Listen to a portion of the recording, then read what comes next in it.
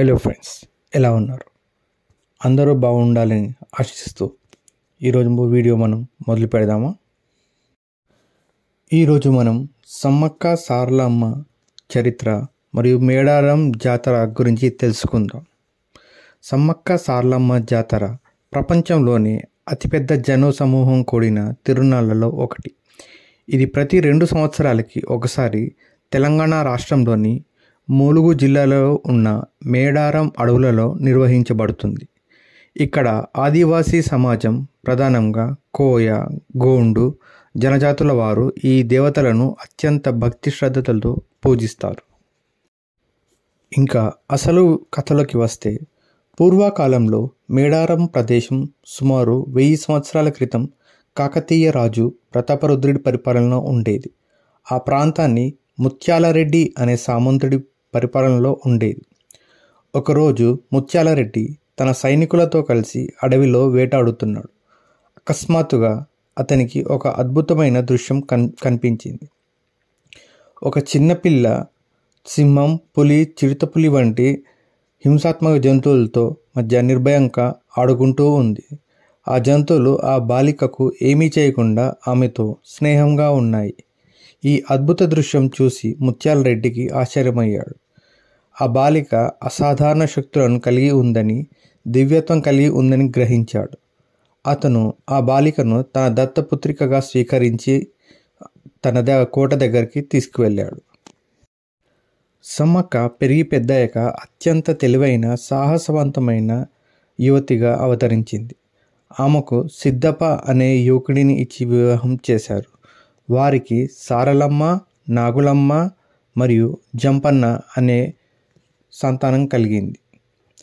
కాకతీయ రాజు ప్రతాపరుద్రుడు ముత్యాలరెడ్డి నుండి కప్పం వసూలు చేయడానికి తన దూతలను పంపాడు.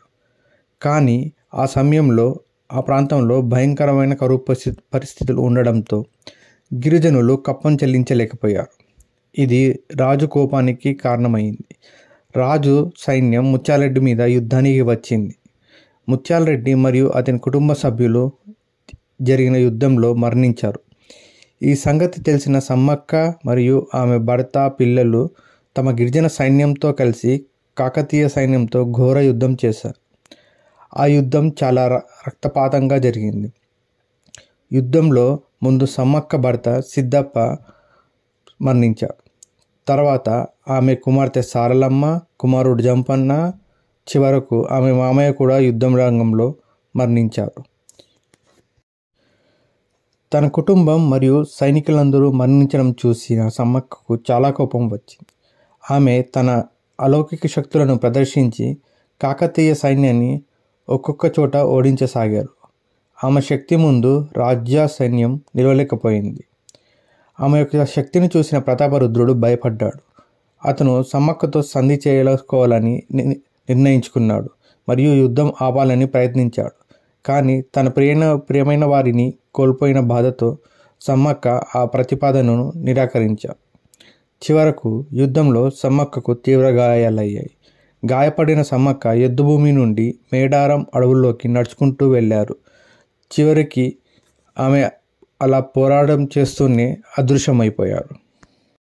సమ్మక్క అడవిలోకి వెళ్తుండగా ఆమె గాయాల నుండి రక్తం ప్రవహిస్తుండగా ఆ ప్రదేశంలోని నీరు ఎర్రగా మారింది.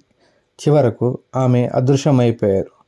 ఆమె అదృశ్యమైన ప్రదేశంలో ఆమె బంగారు కంకణాలు కనిపించాయని నమ్మకం. ఆ సమయంలో ప్రతాపరుద్రుడి కలలో ఒక దివ్య సందేశం పొందాడు.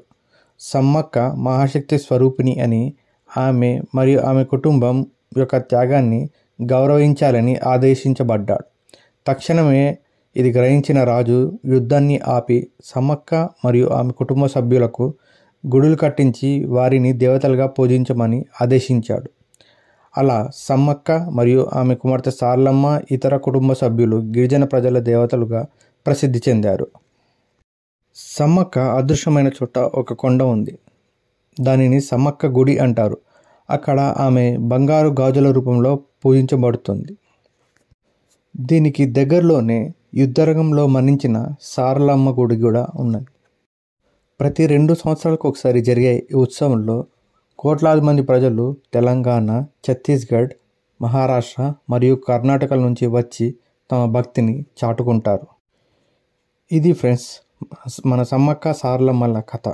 ఈ వీడియో మీకు నచ్చినట్లయితే లైక్ చేసి సబ్స్క్రైబ్ చేసుకోండి మరియు షేర్ చేసుకోండి. Thank you.